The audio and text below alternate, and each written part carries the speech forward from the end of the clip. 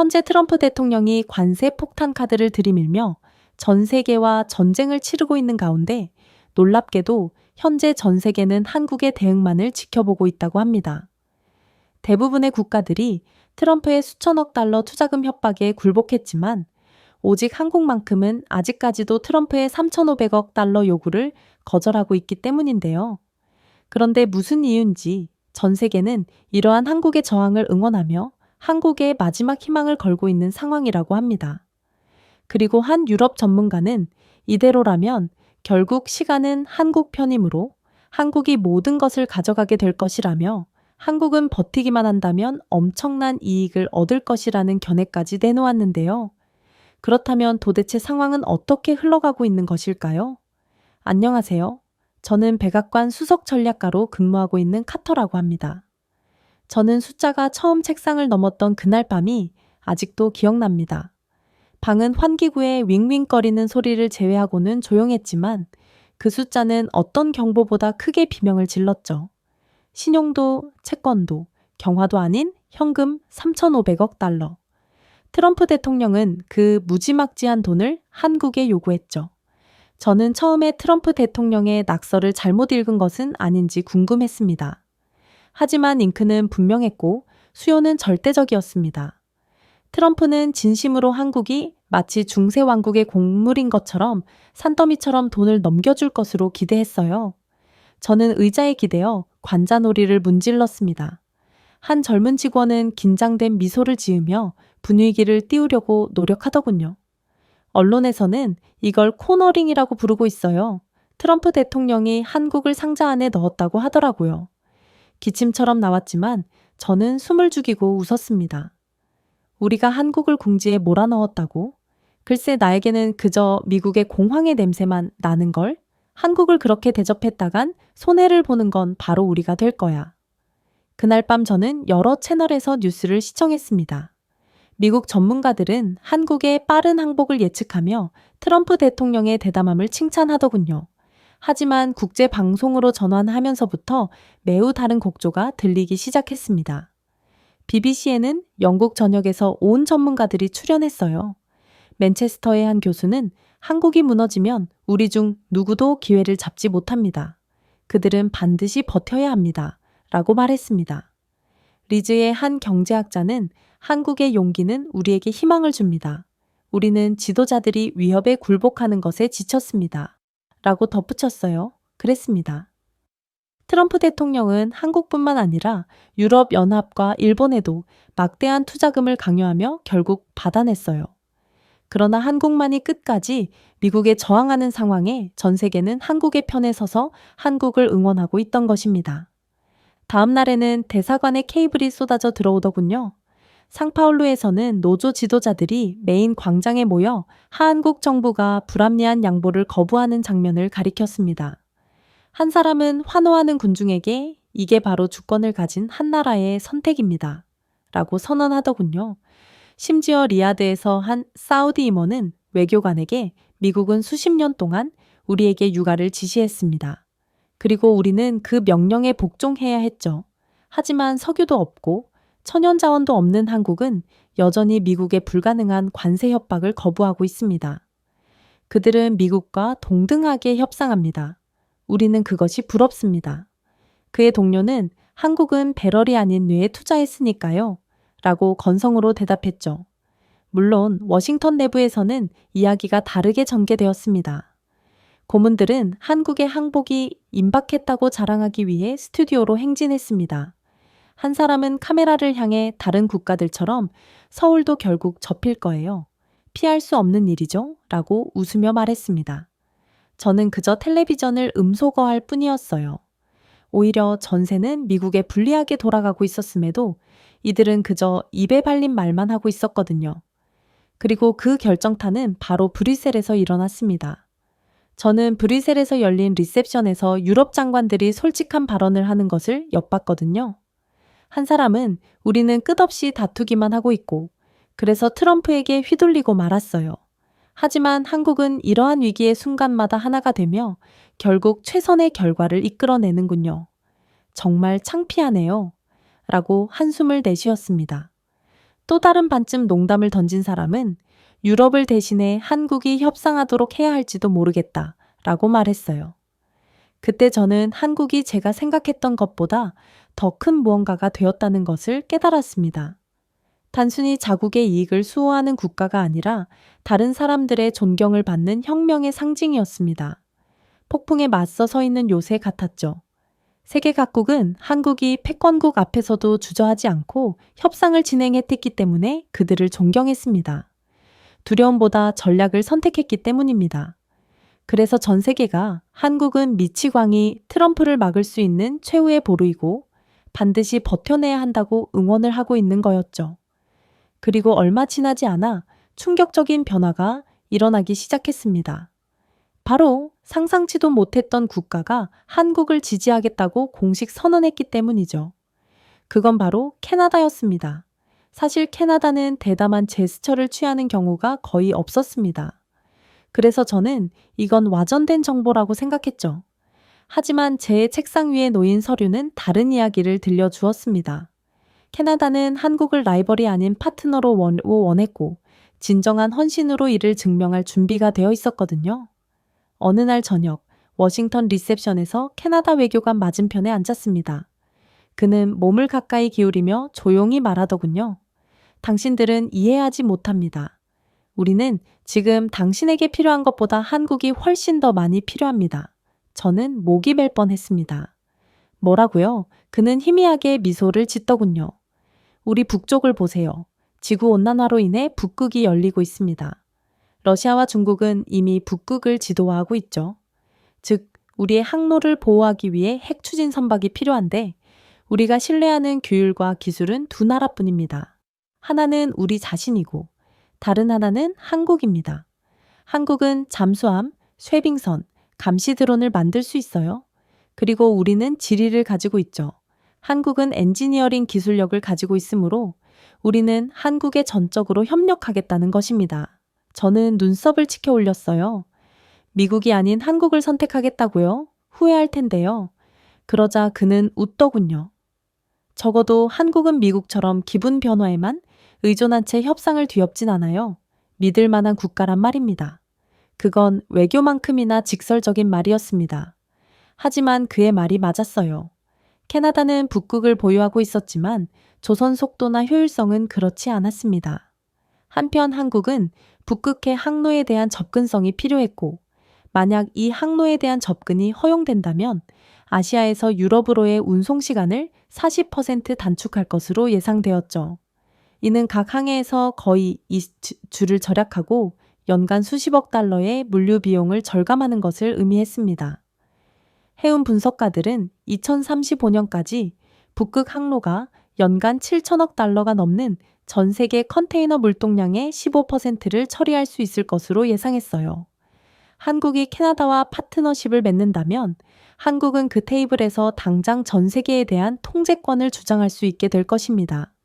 하지만 해군 협력 수치는 그 무엇보다도 저를 더욱 놀라게 했습니다. 캐나다와 한국이 공동으로 핵 잠수함 5척과 첨단 쇄빙선 10척을 생산하는 프로그램은 한국의 빠른 조선소 전환 덕분에 오타와에 약 200억 달러의 조달 비용을 절감할 수 있을 것으로 예상되었거든요.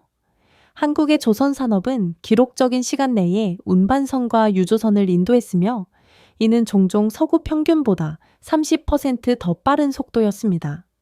캐나다 우라늄과 한국의 원자로 설계를 결합하면 이 잠수함들은 더 멀리 항해가고 더 오래 지속되며 북극 순찰을 장악할 수 있게 되겠죠. 그리고 한국은 이 핵잠수함들을 공동으로 통제하게 되어 이전에 폐쇄된 지역에 군사적 접근이 가능해질 뿐만 아니라 핵 기술에 대한 기술력도 쌓을 수 있게 되는 최상의 결과를 만들어낼 수 있었어요. 하지만 가장 소름 돋는 점은 따로 있었습니다. 그건 바로 자원이었죠. 캐나다는 니켈, 코발트, 우라늄의 방대한 매장량을 통제하고 있었습니다. 캐나다의 한 광산에서는 전 세계 전기 자동차 배터리의 15%를 공급할 수 있는 충분한 코발트가 생산되었어요. 한국의 거대 배터리 기업인 LG, 삼성이, SK는 안전한 공급망을 절실히 필요로 했기에 캐나다는 분명 한국에 있어서 매우 중요한 국가였습니다. 그런데 캐나다가 나서 한국과 긴밀히 협력하겠다고 발표했으니 한국 입장에서는 큰 이익으로 작용하는 상황이었죠. 캐나다의 한 장관은 비공개 브리핑에서 이를 전면적으로 인정했어요. 한국이 구매 계약을 보장한다면 20년 후에는 자원에 대한 가격을 고정할 것입니다. 미국인들이 선거 때마다 재협상하는 것을 지켜보느니 차라리 한국에 판매하고 싶습니다. 미국은 동맹국인 우리에게도 관세와 보조금 협박을 하고 있으니 이젠 세계 평화와 존엄성을 추구하는 한국에 희망을 걸겠습니다. 숫자는 거짓말이 아니었어요. 분석가들은 캐나다 니켈과 코발트의 꾸준한 출하량이 10년 동안 약 120만 대의 한국산 전기차 생산을 확보할 수 있다고 계산했습니다. 현재 시장 가치로 환산하면 4천억 달러 이상의 자동차 수출이 가능했죠. 우라늄의 경우 더욱 놀라웠어요. 캐나다의 매장량은 향후 한 세기 동안 모든 한국 원자로에 전력을 공급할 수 있어 한국은 에너지 자립도를 2배로 높이고 원자력 기술을 해외에 판매할 수 있게 되거든요. 보수적인 추정치에 따라도 한국의 아시아, 아프리카, 중동 전역에 대한 수출 계약액은 3천억 달러에 달할 것으로 추정되었어요. 아이러니한 점이요. 이렇듯 한국이 막대한 이익을 보는 상황은 전부 트럼프가 전 세계를 적으로 돌리면서 일어난 상황이라는 것입니다. 어느 날 저녁, 저는 캐나다 해군 제독으로부터 전화를 받았습니다. 그의 어조는 놀라울 정도로 솔직했죠. 카터, 보세요. 우리는 1960년대 때부터 쇠빙선을 건조해왔지만 자동화와 선체 설계 분야에서는 한국이 20년 앞서 있습니다. 이들과 통합하면 북극 순찰 비용이 절반으로 줄어듭니다. 물론 한국 입장에서는 북쪽 항로에 대한 해군 접근이 보장되니 그들에게 더욱 이익으로 작용하겠죠. 이는 수조 달러 규모의 해운 회랑이며 캐나다는 미국은 문지기가 되지 않을 것이라는 선전포고와 다름없습니다. 통화가 끝난 후 저는 침묵 속에 앉아 그의 말을 깨달았습니다. 캐나다는 단순히 한국을 돕고 있는 것이 아니었어요. 그들은 미국이 손댈 수 없는 지역으로 서울을 뒷문으로 내주고 있었습니다. 그리고 캐나다는 기꺼이, 거의 열정적으로 그 일을 하고 있었습니다. 자신들을 구렁텅이로 몰아넣은 트럼프에게 복수를 하기 위해서 말이죠. 그러나 캐나다와 더불어 미국의 가장 먼저 매를 맞은 국가 또한 트럼프를 단단히 벼르고 있었습니다. 그건 바로 멕시코였죠. 멕시코는 반도체 분야에서 기회를 보았습니다. 트럼프는 괜히 한국을 압박하다가 한국 기업들이 연이어 탈출하는 괴멸적인 결과를 초래했습니다. 그리고 멕시코는 애리조나와 오하이오고에서 지연된 패부로 미국이 무너지는 것을 똑똑히 보았죠. 멕시코는 이 떼다 싶어 토지, 노동력, 세금 감면 등 수십억 달러 규모의 인프라 지원 등 한국 기업 공장을 유치하기 위한 인센티브를 확대했습니다. 멕시코 고위 관계자는 몬테레이에서 점심을 먹으며 한국 기업이 멕시코에 조립 라인을 도입하면 10만 개의 일자리를 창출할 수 있다 라고 설명했습니다. 여기 멕시코에서 수출하면 국경에서 관세가 사라져요. 이 말은 워싱턴을 제외하고는 모두가 승리한다는 말입니다. 저는 그의 뻔뻔함에 웃었지만 그의 말이 틀리지는 않았습니다. 한국 기업들은 멕시코 기반 칩 패키징을 통해 물류 비용을 15% 가까이 절감하고 수십억 달러의 관세를 우회할 수 있을 것으로 추정되었어요. 만약 정말로 한국 기업들이 미국에서 멕시코로 옮겨간다면 2030년까지 멕시코 한국 합작팹에서 연간 800억 달러의 수출이 달성될 것으로 예상되었죠. 그 수치는 재판 보고서에서 빠르게 쌓였습니다. 캐나다 우라늄과 한국 원자로는 전 세계 에너지 계약에 3천억 달러의 이익을 창출할 것이고 캐나다 니켈과 코발트는 한국 전기차 배터리에 큰 경쟁력으로 작용하여 4천억 달러 수출을 가능하게 하겠죠. 북극 항로 접근은 7천억 달러 운송 절감을 이뤄낼 것이고 멕시코 칩 패키징은 2030년까지 매년 800억 달러의 이익을 얻게 만들 것입니다. 이를 합치면 서울은 20년 동안 총 1조 4천억 달러 이상의 이익을 얻을 수 있는 셈이었어요. 그것은 생존이 아니었습니다. 바로 패권을 의미했죠. 그러나 워싱턴 내부에서는 동료들이 이를 무시하기 바쁘더군요. 캐나다, 멕시코, 그들은 지역 플레이어일 뿐이야. 미국과는 비교도 안 되는 국가들이지. 저는 그의 얼굴에 보고서를 던질 뻔했습니다. 이른바 지역 플레이어들이 한국의 에너지, 해운, 반도체의 열쇠를 넘겨주고 있었는데 이건 바로 현대 경제의 동맥이었거든요. 한국이 이를 받아들이면 미국의 관세는 무용지물이 될 것입니다. 한국은 오타와와 몬테레이를 통해 공급망 경로를 변경하여 미국의 지렛대를 쓸모없게 만들 수 있거든요. 그리고 그날 저녁 늦게 저는 캐나다 외교관들의 말을 엿듣게 되었습니다. 그들은 자신들의 자존심을 완전히 짓밟아버린 트럼프를 정말로 싫어하더군요. 캐나다는 자존심 회복을 위해서라도 반드시 한국을 도와야 합니다. 미국의 모든 손실은 한국의 이익이고 한국의 모든 이익은 우리의 이익이 된다는 것입니다.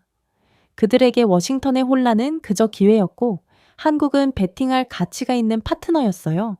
한국의 동맹은 돈 이상의 의미를 가지겠죠. 이 동맹은 미국의 위협으로부터 절연, 새로운 시장을 개척할 자유, 글로벌 피벗으로서의 정당성을 의미했습니다. 캐나다에게는 북극 주권 보호와 자원에 대한 신뢰할 수 있는 구매자 확보를 의미했습니다. 멕시코에게는 산업적 명성과 수만 개의 일자리를 의미했죠. 그리고 미국에는 이웃 국가들이 미국의 소원보다 한국의 규율을 선택하는 것을 그저 지켜보는 것을 의미했습니다. 저는 그때 깨달았습니다. 한국이라는 요새는 외롭게 서 있지 않았다는 것을 말이죠. 그들은 성벽을 더 높이 쌓는 동맹국을 모집했습니다. 캐나다와 멕시코는 동맹국이 되어 한국의 성장하는 요새에 벽돌공이 되었어요. 그리고 수학을 공부할수록 이것이 단순한 파트너십이 아니라는 것을 깨달았습니다. 그것은 변화였죠. 서울은 더 이상 단순히 관세에 저항하는 것이 아니라 얻을 수 있는 모든 것을 가진 친구들과 함께 세계 지도를 다시 쓰고 있었습니다. 그리고 제 경력에서 처음으로 한국을 무시했던 미국의 손실이 그저 수십억 달러에 그치는 것이 아니라 캐나다의 광산과 멕시코 공장으로 강화된 한국에 건설된 요새의 부상으로 측정조차 불가능할 정도일 수도 있다는 생각을 하며 공포에 질리게 되었죠. 그러나 저는 아직 모르고 있었습니다. 아직 가장 소름 돋는 소식이 도달하지 않았다는 것을 말이죠. 저는 사막 왕국이 이렇게 공개적으로 충성심을 바꿀 줄은 상상도 못했습니다. 사우디아라비아는 수십 년 동안 미국을 흔들리지 않는 앵커로 대하며 미국으로부터 수십억 달러의 무기를 구매하고 미국 시장을 안정시키기 위해 석유를 펌핑했습니다. 하지만 최근 정보 브리핑을 읽으면서 사우디아라비아가 특별한 무언가를 준비하고 있었고 그 계획의 중심은 워싱턴이 아니라 서울이었다는 것이 분명해졌어요. 모든 것은 트럼프의 또 다른 예측할 수 없는 쇼에서 시작되었습니다. 그는 오펙 장관들을 소환하고 감산에 대한 명령을 퍼부었지만 몇 시간 후 트윗으로 자신의 주장을 뒤집었습니다. 그리고 어느 날 그는 사우디 원유에 대한 관세를 위협했고 다음 날에는 미국 셰일 생산업체에 대한 보조금을 띄우며 사우디를 완전히 엿먹였죠. 혼란은 사우디를 굴욕적으로 만들었습니다. 회의 중 사우디 대표가 미국이 이렇게 매일 아침마다 정책을 바꾸며 협박을 해댄다면 어떻게 함께 30년 비전을 설계할 수 있을까요? 라고 속삭이는 것을 우연히 들었습니다. 그 속삭임은 리야드의 부처 전체에 걸쳐 합창이 되었어요. 석유는 왕국을 부유하게 만들었지만 아이러니하게도 이 국가를 취약하게 만들었습니다. 그들은 불을 가지고 있었지만 그것이 독립을 뜻하지는 않았거든요. 그들의 경제는 기름 가격에 묶여 있었고 그들의 도시는 높은 수수료를 부과하고 혁신을 거의 제공하지 않는 외국 계약업체에 의존하고 있었습니다. 한때 미국은 사우디에 안정을 주었지만 지금 트럼프는 그들에게 불규칙한 위험만 전달할 뿐이었어요. 그때 한국이 대화에 들어갔습니다. 리야드에서 열린 비공개 만찬에서 한 투자 책임자가 직설적으로 말했습니다. 우리는 석유에 빠져 있지만 기술에 굶주리고 있습니다. 자본은 있지만 자본은 AI 그리드나 원자로를 건설할 수 없어요. 미국은 우리에게 정치와 연계된 무기를 제공합니다. 한국은 결과와 연계된 인프라를 제공하죠. 우리가 어떤 것을 선택하겠습니까? 저는 조용히 있었지만 답을 알고 있었습니다. 그 수치는 저조차도 놀라게 했어요. 사우디아라비아는 한국 기업들이 주로 설계하고 건설한 1,000억 달러 규모의 스마트 사막 도시에 자금을 지원할 준비를 하고 있었습니다. 단순한 허영심 프로젝트가 아니었습니다. 수소 발전소, 인공지능 감시 시스템, 자율 방위망을 통합할 것이었죠. 한국산 칩은 사우디의 교통 시스템을 구동하고 한국산 로봇 공학은 물류를 처리하며 한국산 소프트웨어는 사우디의 네트워크를 보호할 것입니다. 기술 투입의 70%는 바로 한국에서 올 예정이었죠. 그 대가로 리야드는 한국의 관세가 부과할 수 없는 것, 즉 고정 가격으로 30년간 석유 공급을 보장하겠다는 제안을 했습니다. 서울의 경제학자들은 이 협정만으로도 연간 150억 달러의 수입 변동성을 줄일 수 있을 것으로 계산했습니다. 30년 동안 거의 5조 달러의 안정성을 확보할 수 있었고, 이는 한국이 반도체, 조선소, 연구소에 재투자할 수 있는 돈이었어요. 사우디는 자신들이 왜 이런 일을 하는지 밝히는 것을 부끄러워하지 않았어요. 한 장관은 솔직하게 말했습니다. 우리는 미국이 친구와 적에게 동등한 관세를 부과하는 것을 지켜보았습니다. 우리가 마치 적처럼 취급당하는 동안 미국의 셰일 시추공에게 보조금이 지급되는 것을 보았죠. 한국은 우리를 다르게 대합니다. 그들은 조공을 요구하지 않습니다. 그들은 파트너십을 제안하죠. 그리고 이를 위해 우리는 한국의 석유, 자본, 신뢰를 주기로 결정했습니다. 신뢰는 계약으로 바뀌었어요. 8천억 달러가 넘는 사우디 국부 펀드는 한국과의 합작 투자에 600억 달러를 투자했습니다. 원자로에 300억 달러, 한국산 멤브레인으로 구동되는 첨단 담수화에 150억 달러, 나머지는 생명공학 및 로봇공학에 투자했습니다. 분석가들은 향후 20년간 한국 기업들이 이 계약을 통해 2천억 달러 이상의 수출을 올릴 것으로 예상하더군요. 국방은 또 다른 기둥이었습니다. 사우디의 한 장군은 어떤 외교관보다 날카로운 용어로 이를 설명했습니다. 우리는 미국 시스템을 구입하지만 정권이 바뀔 때마다 미국 의무보유회가 업그레이드를 차단합니다. 예비 부품이 필요할 때면 수년을 기다려야 하죠. 한국과 함께라면 레이더, 소프트웨어, 미사일, 드론 등 완전한 통합이 예정대로 제공될 것입니다. 정권이 바뀐다고 해서 우리까지 불안정에 직면할 필요도 없고 당연히 지연도 없죠. 조달청은 향후 10년간 한국 국방 매출이 400억 달러에 달할 것으로 예상했습니다. 즉, 한국에서 만들어진 드론이 리야드에서 운영되는 파이프라인, 석유 터미널을 지키는 요격기, AI 지휘센터를 감시하게 되는 거였죠. 한국에 있어 사우디와의 시너지는 가히 혁명적이었습니다. 연간 150억 달러 규모의 안정적인 석유, 400억 달러의 국방 수출, 1,000억 달러의 인프라 계약, 600억 달러의 국부 투자. 이를 더하면 서울은 2045년까지 총 1조 2천억 달러 이상의 가치를 얻을 수 있었거든요. 에너지 안정성과 두차 수출의 요인, 장기적인 이익은 이 조 달러를 넘어설 수 있겠죠. 한편 기술 강국인 한국과의 협력 관계는 사우디아라비아 입장에서도 기술력 이상의 성과를 거둘 수 있는 좋은 기회였어요. 사우디아라비아는 석유 의존에서 출구 경사로를 확보했습니다. 한국의 원자로를 통해 원유를 태우지 않고도 도시에 전력을 공급할 수 있습니다. 한국의 담수화 시스템을 통해 3천만 명의 시민에게 물을 공급할 수 있죠. 한국의 로봇 공학을 통해 더는 외국 노동력에만 의존하지 않고 현지인을 고용하는 공장을 건설할 수 있게 될 것입니다. 한 사우디 관계자는 이를 제2의 독립이라고 부르기까지 하더군요. 아이러니하게도 트럼프의 관세는 예상치 못한 중매인 역할을 한 셈이었습니다. 그는 한국의 철강, 자동차, 전자제품을 위협함으로써 한국이 대체제를 찾도록 유도했습니다. 그리고 사우디아라비아는 석유와 자본의 지원을 받아 대체제를 제공했죠. 그리고 미국의 보조금 협박에 지친 리야드는 서울에서 정치 싸움 없이도 성과를 낼 수 있는 파트너를 찾았습니다. 마침내 워싱턴에서는 제가 이 문제를 제기했을 때 동료 관리들은 그저 저를 비웃더군요.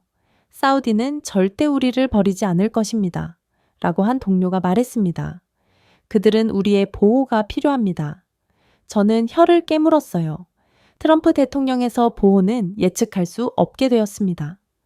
어느 주에는 군대를 약속했지만 다음 주가 되자 지급이 이루어지지 않으면 철수하겠다고 위협하고 있는 게 트럼프 대통령이에요. 그런 미국을 도대체 누가 믿을 수 있단 말인가요? 반면 한국의 제안은 화려하지는 않았지만 꾸준했습니다. 칩 선적이 약속한 대로 정시에 도착했습니다. 조선소가 예정대로 도착했죠. 원자로가 변명의 여지 없이 검사를 통과했습니다. 사우디에게는 1000개의 대통령 트윗보다 더 큰 가치가 있었죠. 그 상징성이 가장 강하게 느껴졌습니다. 오랫동안 미국의 그늘에 묶여있던 사막 왕국은 대신 한국의 부상에 자금을 지원하기로 결정했어요. 석유부는 동쪽으로 흐르고 칩은 서쪽으로 흐르며 함께 세계 시장을 재창조했죠. 석유와 반도체, 자본과 인프라, 모래와 실리콘이라는 석유 디지털 동맹은 가히 충격적일 정도로 막강한 시너지 효과를 냈습니다. 어느 날 저녁 웨스트 윙을 떠나면서 저는 문득 계단에서 멈추고 말았어요. 트럼프의 관세는 한국을 궁지에 몰아넣지 않았고 그것은 오히려 미국을 궁지에 몰아넣었다는 사실을 깨달았기 때문이었습니다. 그리고 그 구석에서 사막왕국은 조용히 등을 돌려 서울의 에너지, 자본, 명성의 열쇠를 넘겼죠. 그렇다면 다른 국가들은 어떨까요? 이젠 한국에 막대한 이권을 넘겨주는 것이 전 세계적인 트렌드가 되었지만 꼭 이 흐름에 동참하지 않은 국가더라도 한국에 대한 존경심과 부러움쯤은 전부 가지고 있었습니다. 왜냐하면 한국처럼 하지 않은 국가들에겐 큰 손해만이 뒤따랐거든요. 일단 한국처럼 트럼프 대통령의 협박에 단호하게 대응할 수 없었던 대만은 완전히 괴멸 직전에 몰렸어요. 트럼프 대통령이 처음 TSMC에 미국에서 수출량의 절반을 생산해야 한다고 협박을 했을 때 대만은 그에 동의할 수밖에 없었습니다. 거절한다면 중국이 대만을 침공한다고 하더라도 그들은 아무런 도움도 받을 수 없을 것이 분명했거든요. 상황실에서 보좌관들은 트럼프의 발표에 박수를 보내더군요. 그중 한 명은 승리의 박수를 치며 우리는 미국 칩의 미래를 확보했습니다. 라고 자랑하며 테이블을 두드렸습니다. 실제로 대만의 몰락은 시작되었어요. 한때 반도체의 중심에 있다고 자부했던 TSMC는 애리조나 시설로의 이전에 대해 불만을 제기하기 시작했습니다. 원래 120억 달러로 예상되었던 이 공장은 첫 번째 웨이퍼가 생산되기도 전에 비용이 400억 달러를 넘어섰어요. 이전한 엔지니어의 주거 비용은 3배로 증가했습니다. 모든 것이 비싼 미국으로 시설을 이전하는 것은 엄청난 손해로 작용하는 일이었던 것이죠. 결국 수년 동안 약 38%를 꾸준히 유지해온 TSMC의 영업마진은 미국 확장 이후 15% 아래로 떨어졌습니다. 한때 효율성 모델로 유명했던 분기 보고서에는 이제 적자가 나타나기까지 했죠. 분석가들은 마진이 더 떨어지면 회사가 부채를 갚을 수 없다고 경고했습니다. 중국의 침공으로부터 자신들을 지켜주는 대만의 거대한 방패는 더는 요새처럼 보이지 않았고 오히려 무너지는 벽처럼 보였습니다. 그들은 무지막지한 생산 비용을 감당하지 못해 인원 감축을 하기 시작했고 결국 생산량까지 밀리기 시작했어요. 애플과 엔비디아는 대체 공급업체로 주문을 전환했고 안정성이 절실했던 유럽 자동차 제조업체들조차도 TSMC에 대한 의존도를 거의 30% 줄였습니다. 시장 점유율은 마치 열린 손가락 사이로 모래가 흐르는 것처럼 조용히 사라졌죠. 하지만 가장 소름 돋는 점이요. 한반도 반대편에서 삼성은 다른 길을 걸었다는 점이었습니다. 한국은 미국으로부터 같은 요구를 들었지만 거절했습니다. 그리고 처음에 미국 관리들은 한국이 고립될 것이라고 경고하며 이 입장을 조롱했죠. 하지만 현실은 그렇지 않았습니다. 지주회사로서 삼성은 세계에서 가장 신뢰할 수 있는 공급업체로 자리매김했습니다. TSMC는 애리조나의 비용 문제로 어려움을 겪고 있는 반면 삼성은 평택과 화성에서 예정대로 칩을 납품했어요.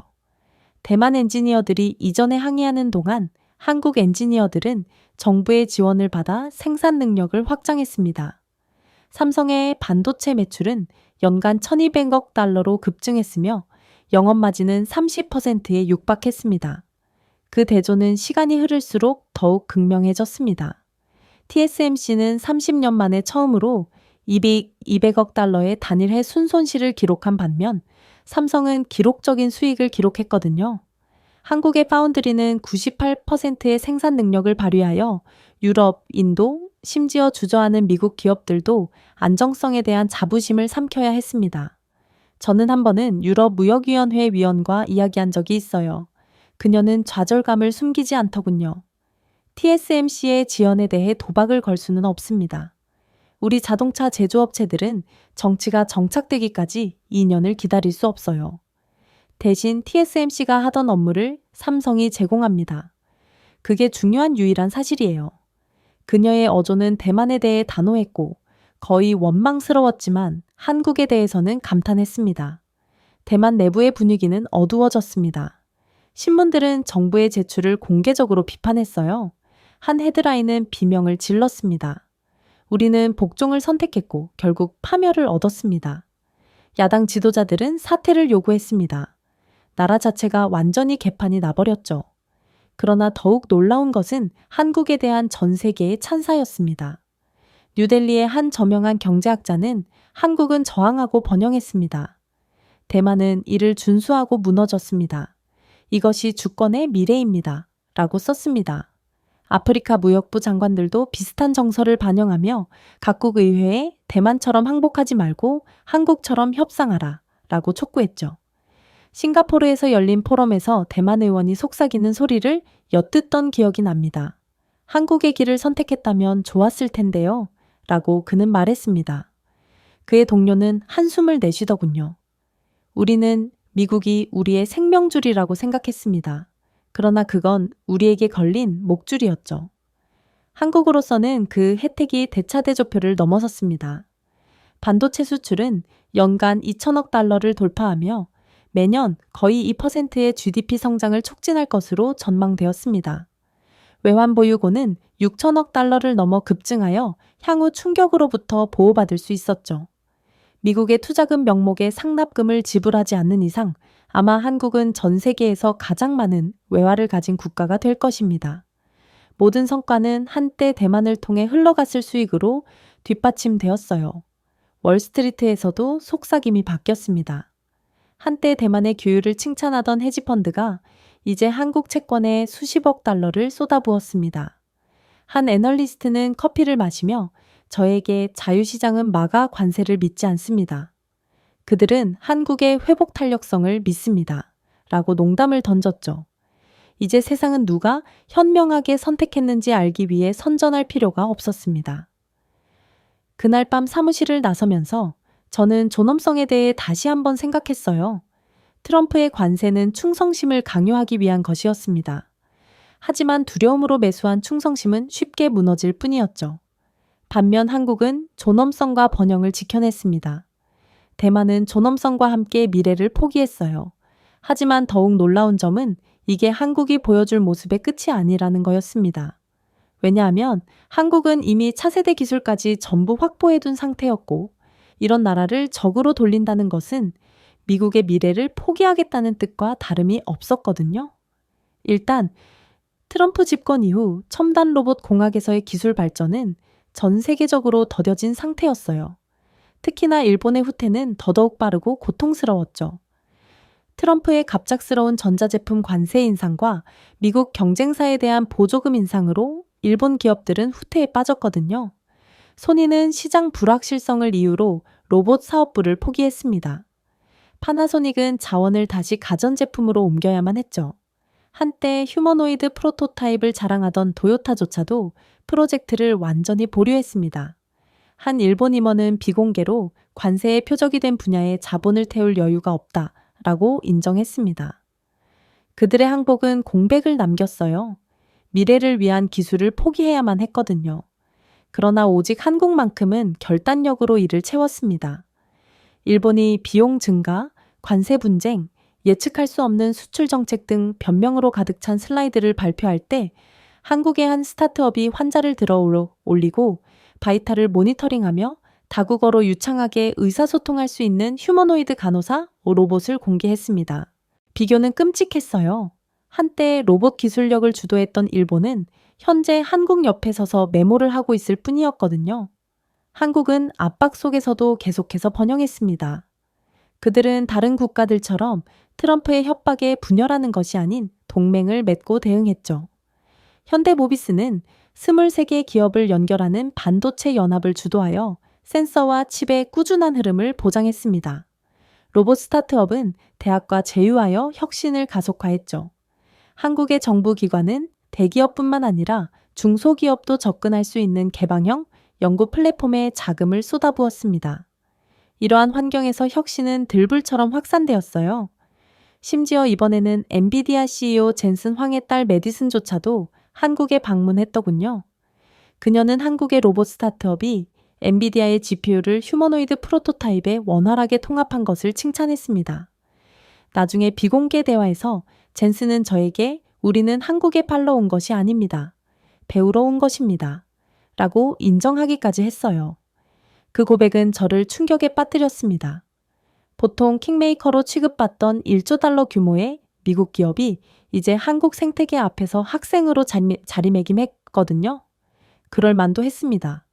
엔비디아는 GPU가 번창할 수 있는 플랫폼이 필요했고 한국은 지구상에서 가장 역동적인 테스트베드를 구축했습니다.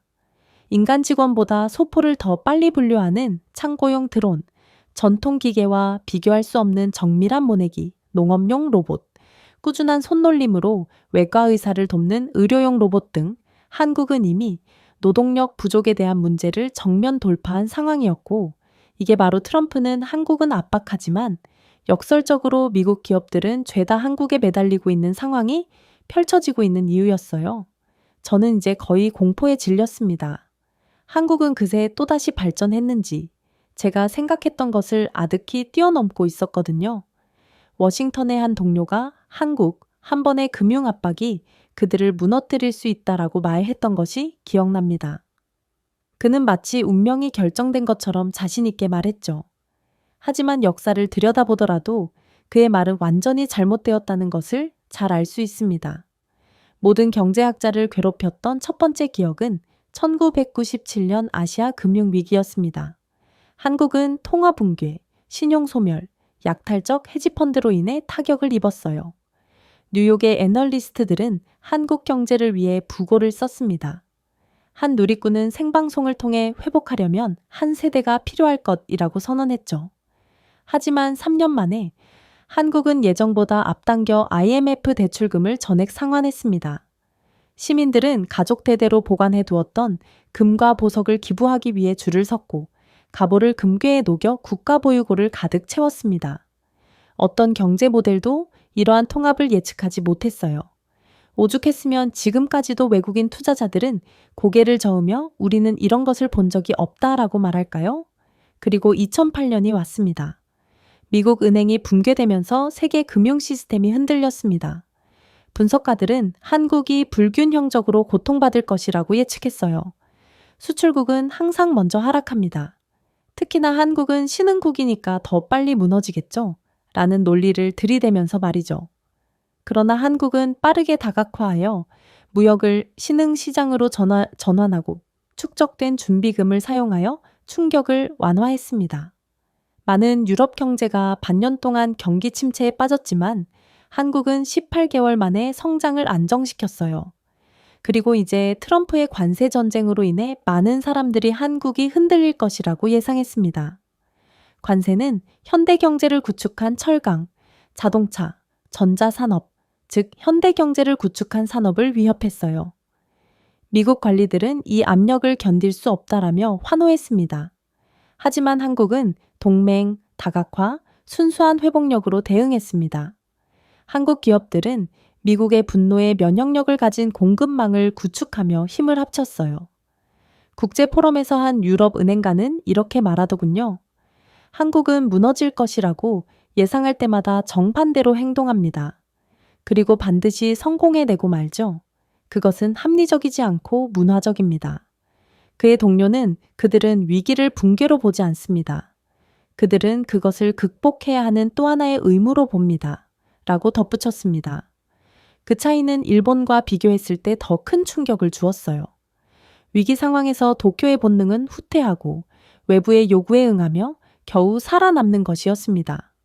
반면 서울의 본능은 저항하고 견디고 적응하는 것이었죠. 한 일본 기자는 그들이 인내하는 동안 우리는 항복했습니다. 그래서 그들이 번영하는 거죠. 보세요.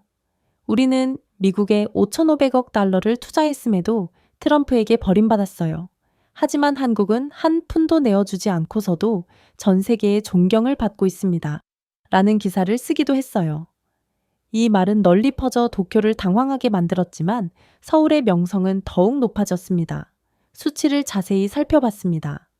관세 기간 동안 한국의 GDP 성장률은 둔화되었지만 꾸준히 회복을 하더니 이내 이전의 성장세를 되찾았어요. 그리고 여러 국가들과의 협력 관계를 공고히 하더니 결국 외환 보유액이 6,500억 달러를 돌파하면서 한국은 대부분의 유럽 국가를 합친 것보다 더 큰 완충 장치를 갖게 되었습니다. 반면 영국, 이탈리아, 심지어 일본까지 한때 한국을 조롱했던 경제는 경기 침체에 위험할 정도로 하락했죠. 감탄은 숨길 수 없게 되었습니다. 인도 언론은 한국의 규율을 칭찬했어요. 큰 존엄성을 가진 작은 국가. 아프리카 장관들은 각국 정부에 다른 사람들처럼 양보하지 말고 한국처럼 협상하라 라고 촉구했습니다. 미국에서도 월스트리트 애널리스트들은 마지못해 한국은 아시아에 남아있는 유일한 방화벽이라고 인정했습니다. 그리고 저는 심오한 것을 깨달았어요. 다른 나라들은 위기를 중단으로 간주합니다. 그러나 한국은 위기를 그저 리허설쯤으로 간주하죠. 한국에 닥친 각 시험은 다음을 준비하는 원동력으로 쓰입니다. 덕분에 한국은 매번 이전보다 더 높이 올라가며 늘 위기를 극복하는 것이죠. 그렇기에 트럼프는 이쯤에서 정신을 차렸어야만 했습니다. 그는 한국은 힘과 협박으로 어찌할 수 있는 나라라는 것을 깨달아야만 했어요. 하지만 트럼프는 자존심을 굽히려고 하지 않았고 한국은 이제 자신들은 방어만 할 줄 아는 국가가 아니고 공격도 잘하는 국가라는 것을 직접 보여주기 시작했습니다. 저는 한국의 미국에 대한 진정한 방역이 미사일이나 관세가 아니라 칩과 배터리를 포함할 것이라고는 상상도 못했습니다. 하지만 시간이 지나면서 그건 그 어떤 항공모함보다 강력한 지정학적 무기였다는 것이 분명해졌어요. 거의 보이지 않게 조용히 공급 계약을 통해 전환점을 맞이했습니다. 독일은 미국 중개업체를 완전히 우회하여 삼성전자와 SK하이닉스의 첨단 메모리 칩 주문을 2배로 늘리겠다고 발표했습니다.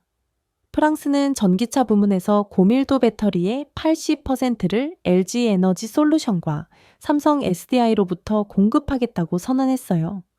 트럼프 당선 이후 미국과 사이가 급격히 안 좋아진 인도 또한 한국과 반도체, 배터리, AI 시스템 분야를 아우르는 10년간의 기술 공유 협약을 체결했습니다.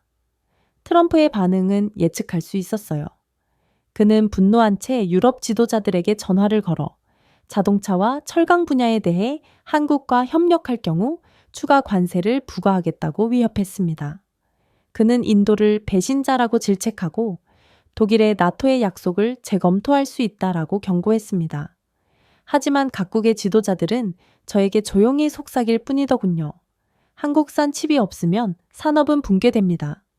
그들의 배터리가 없으면 우리의 자동차는 멈춥니다. 우리는 선택의 여지가 없습니다. 수치를 끌어올렸습니다. 한국은 전 세계 메모리 반도체 시장의 65% 이상과 첨단 배터리, 생산량의 거의 40%를 장악했습니다. 삼성전자만 해도 다음 세 경쟁사를 합친 것보다 더 많은 낸드 플래시를 출하했어요. SK하이닉스는 스마트폰부터 전투기까지 모든 데 사용되는 디램 칩을 납품했습니다. LG 에너지 솔루션은 유럽에서 판매되는 전기차 세대 중 한 대꼴로 전력을 공급했죠.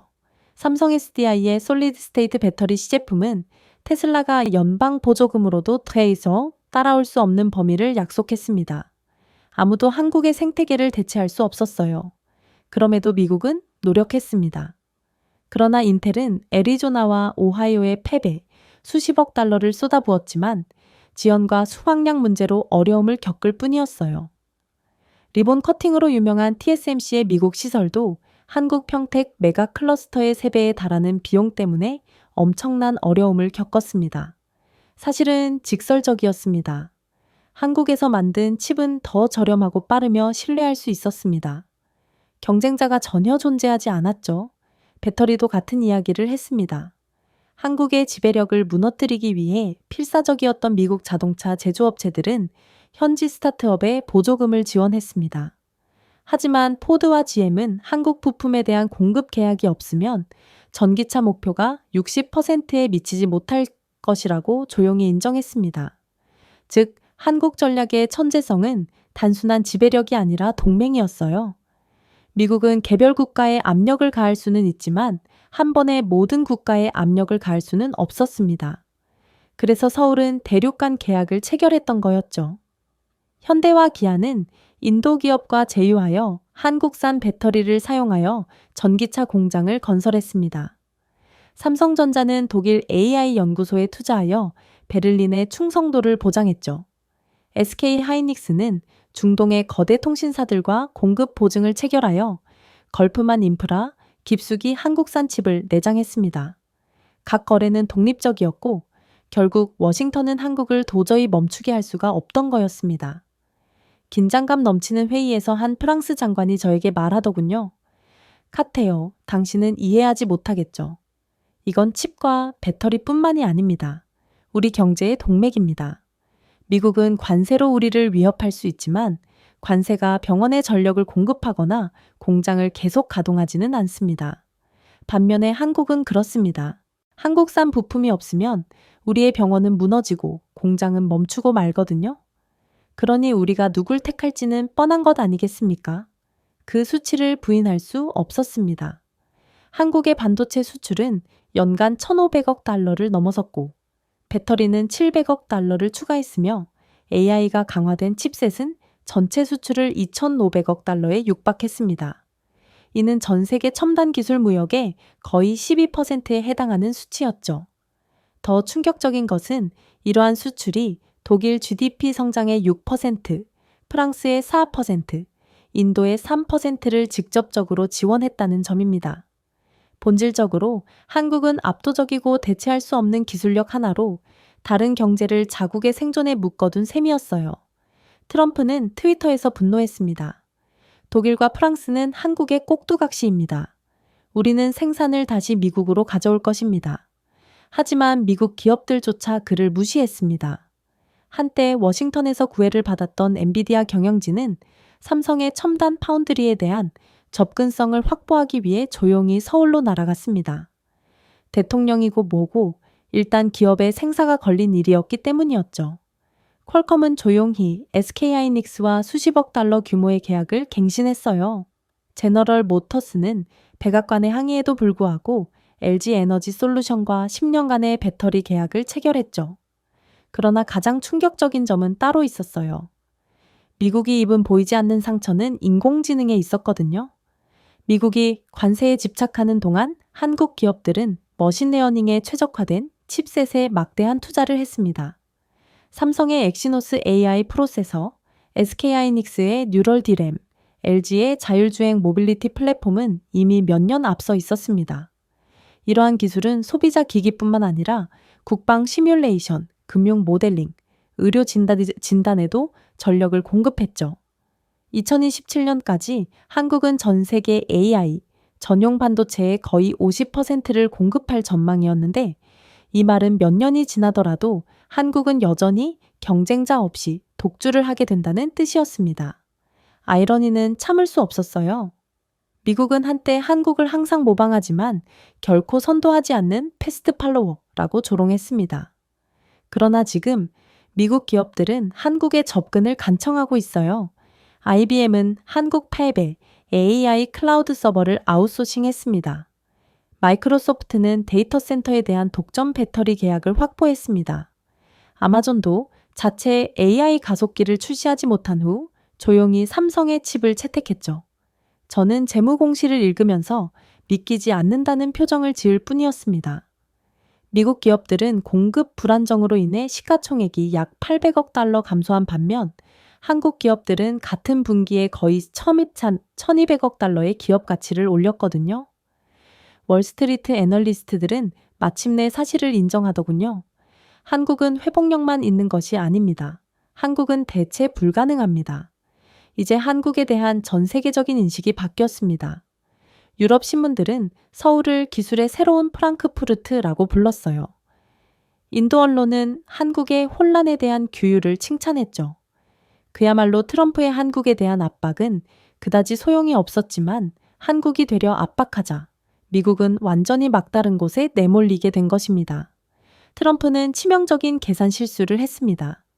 그는 관세가 한국을 구부릴 수 있다고 믿었지만 대신 한국은 창을 만들었고 그 창은 미국 공급망의 중심부를 관통했죠. 그리고 저는 그 대담함에 감탄할 수밖에 없었습니다. 세상은 더 이상 한국을 대체할 수 없다는 진리를 배웠기 때문입니다. 이제 정말로 그만해야 했어요. 한국은 발톱을 드러냈고 이들이 미국을 더 공격하기로 마음먹는다면 미국에 얼마나 큰 손해가 닥쳐올지는 예상조차 안 갔거든요. 그러나 트럼프는 이번에는 방위비 분담금 인상, 군대 철수 위협, 심지어 동맹 재검토에 대한 모호한 이야기까지 새로운 요구를 발표하곤 했습니다. 그리고 한국이 드디어 여기에 반응했을 때 저는 잘못된 계산을 느꼈죠. 수십 년 동안 미국은 한국이 미국의 보호를 받는 종속국이라고 생각해왔습니다. 그러나 트럼프 대통령이 보지 못한 것은 방정식이 얼마나 변했는지였죠. 국가안보회의 회의에서 트럼프는 테이블을 강타하더군요.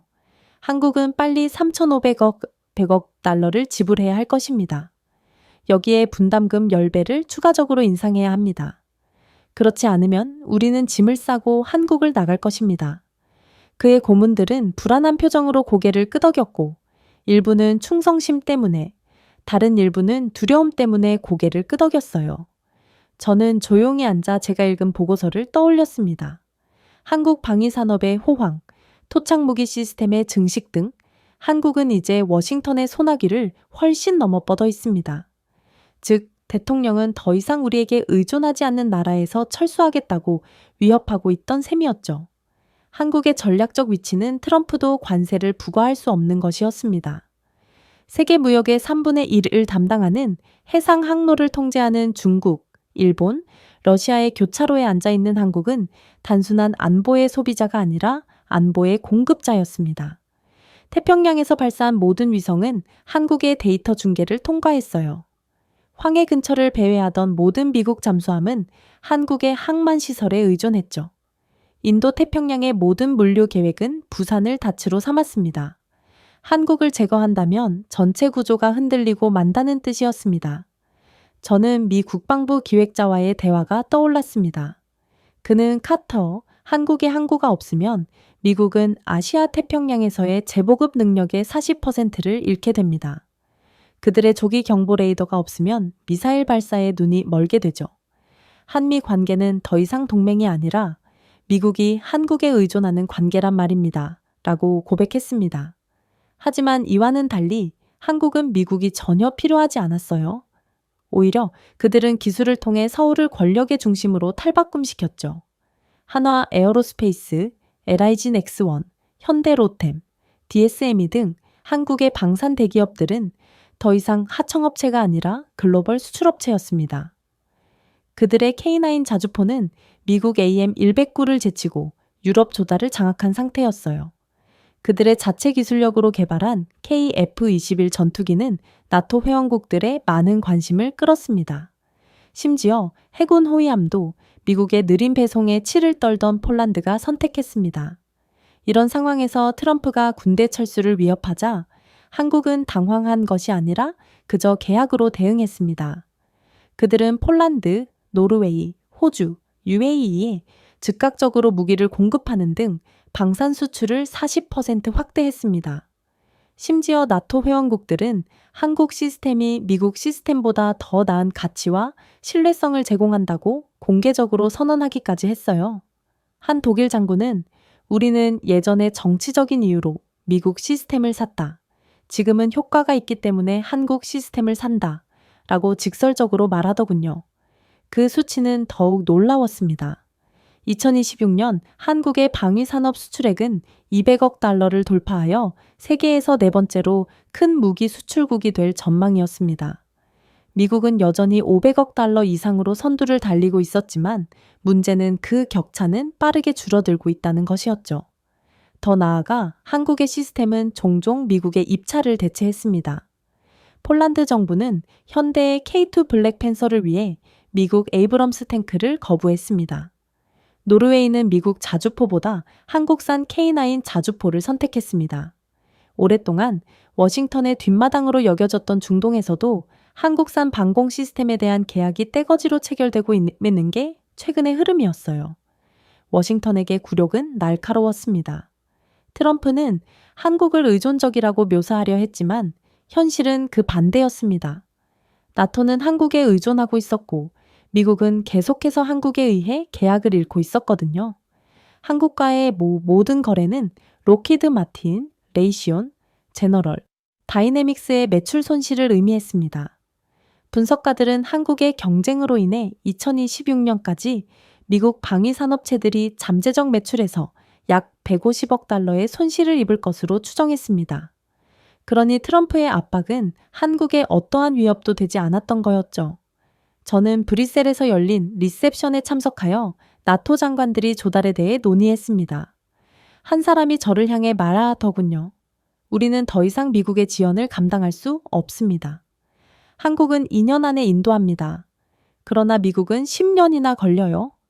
그의 동료는 웃으며 그리고 한국의 장비는 실제로 광고된 대로 작동합니다. 아니, 어쩔 때는 광고보다도 더욱 강력한 성능을 자랑하곤 하죠. 라고 덧붙였습니다. 웃음이 이어졌지만 진실을 담고 있었어요. 그러나 수출을 넘어 한국은 다른 누구도 할 수 없는 역할을 하고 있었습니다. 카이스트와 공동 개발한 조기 경보 시스템은 미국 위성에 필적하는 정확도로 북한, 중국, 심지어 러시아의 미사일 발사를 추적했습니다. 세계 최고의 프로그래머들로 구성된 한국의 사이버 방어 부대는 서울뿐만 아니라 나토 본부를 겨냥한 해킹 작전을 가로챘죠. 유출된 나토 보고서는 한국 사이버 정보가 없었다면 러시아의 침입 시도의 70%가 성공했을 것이라고 인정했습니다. 이 사실은 유럽 지도자들에게 충격을 주었습니다. 한국은 단순한 파트너가 아니라 방패였거든요. 그리고 물류도 있었습니다. 부산은 아시아에서 미군 화물의 40% 이상을 처리했습니다. 한국 조선소는 미국 구축함에 서비스를 제공했어요. 심지어 미국 전투기도 한화 시스템과 같은 하청업체에서 생산한 한국산 부품에 의존했습니다. 어떤 미 공군 장교는 한국이 수도꼭지를 닫으면 태평양 함대의 절반이 몇 주 안에 착륙할 것이라고 사적으로 고백했습니다. 그러나 트럼프만 그것을 보지 못했습니다. 그는 위협이 양보를 가져올 것이라고 믿었어요.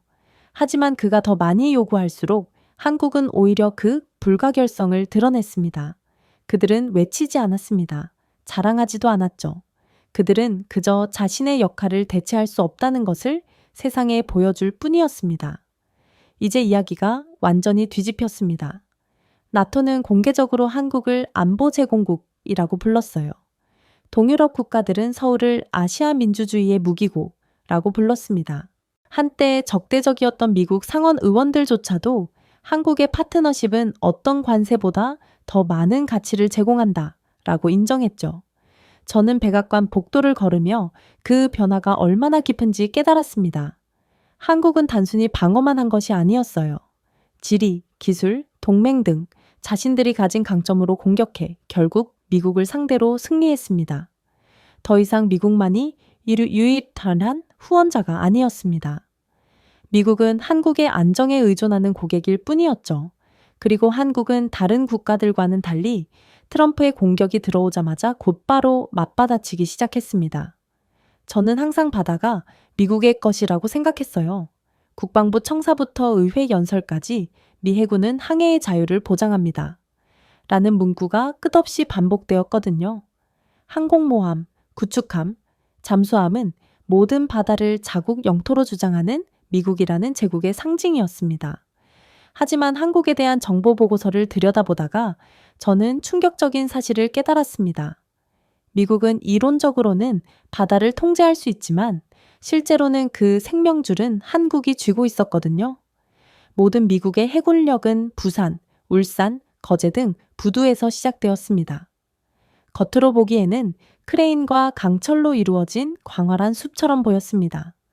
하지만 현대중공업 울산 야적장 안으로 들어서면 도시 안에 인공지능 제어 용접할, 철판을 운반하는 자율 로봇, 모든 나사와 볼트를 스케줄링하는 예측 알고리즘 등 최첨단 생태계가 구축되어 있었죠.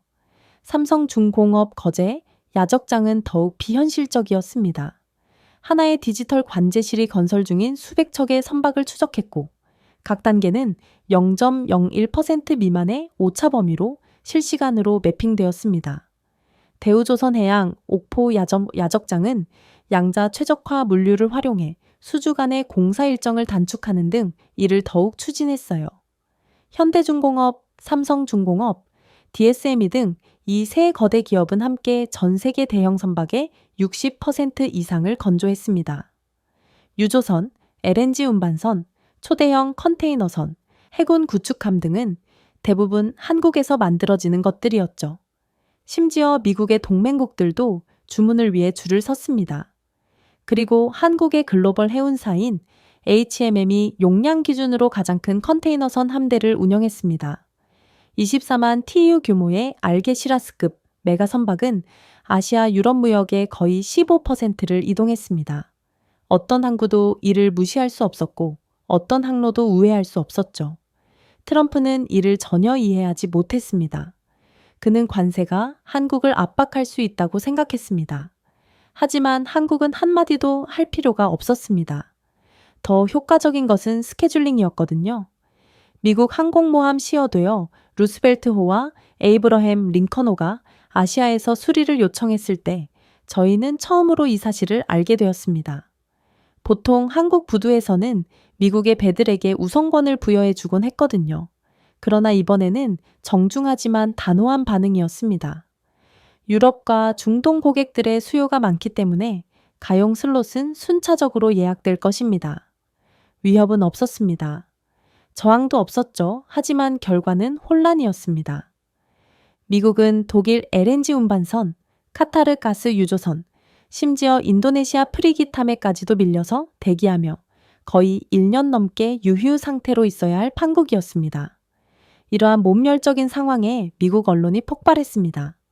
외국 주문 뒤에 줄을 선 미 해군 항공모함.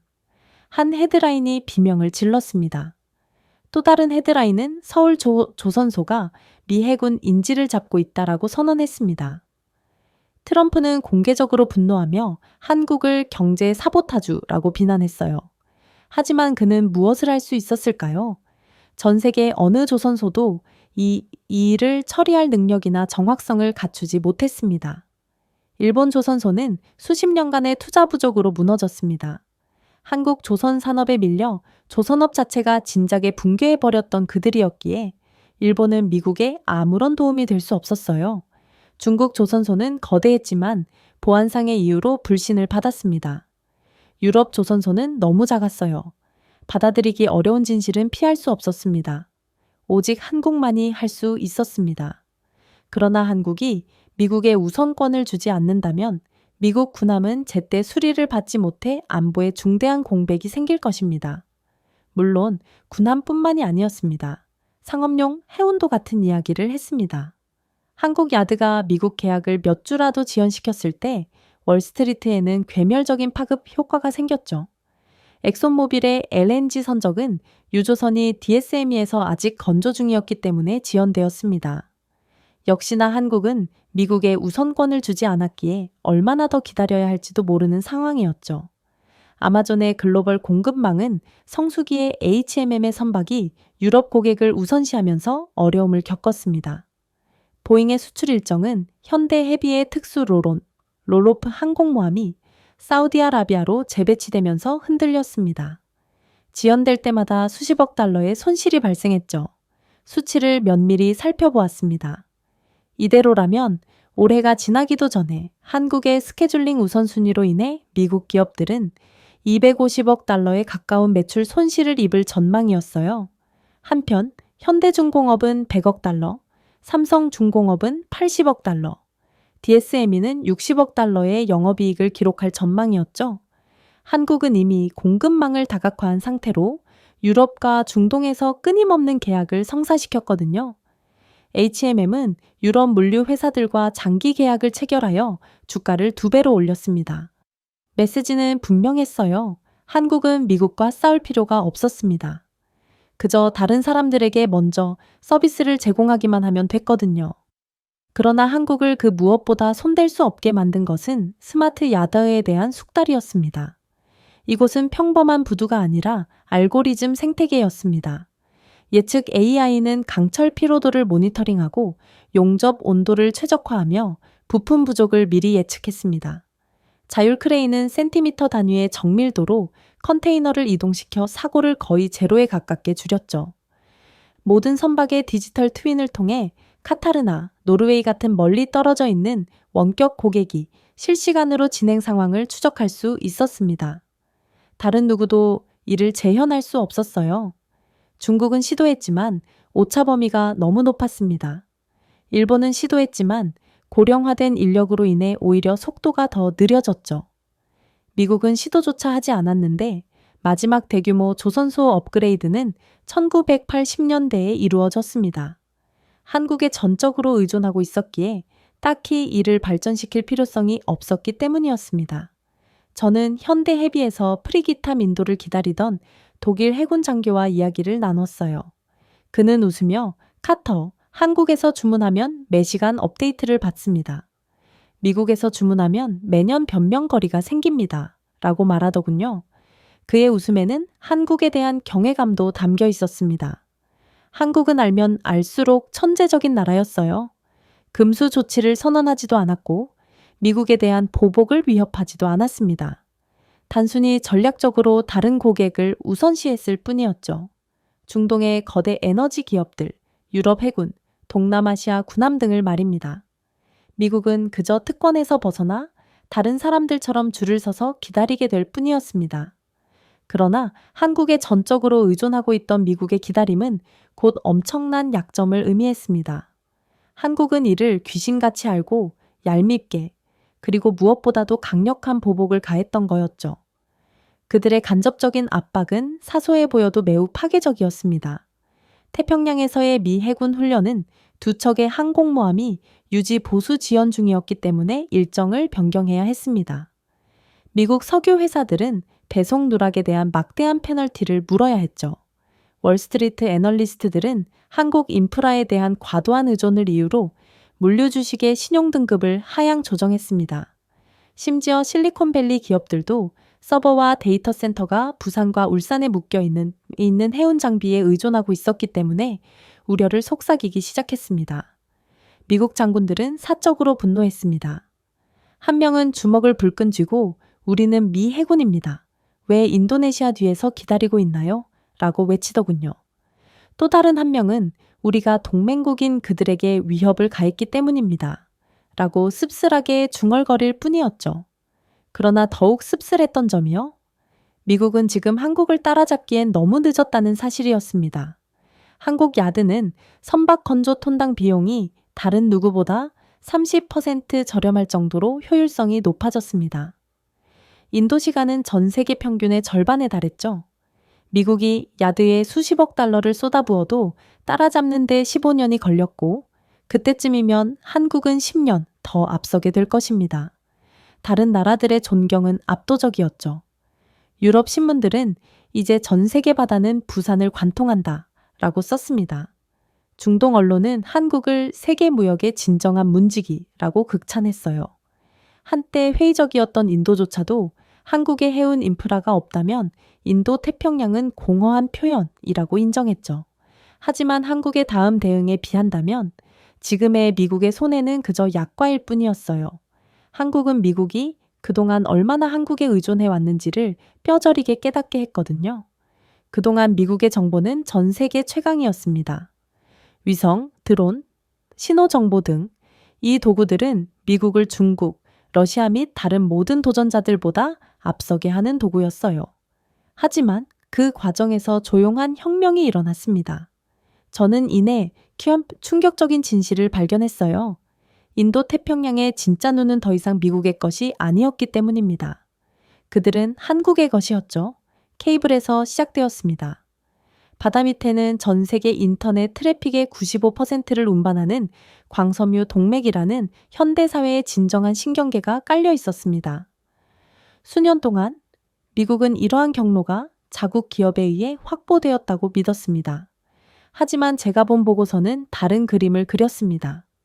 KT 서브마린, LS전선, 심지어 삼성전자 네트워크 사업부까지 한국 기업들은 해저 그리드의 방대한 부분을 조용히 구축하고 유지하고 있었습니다.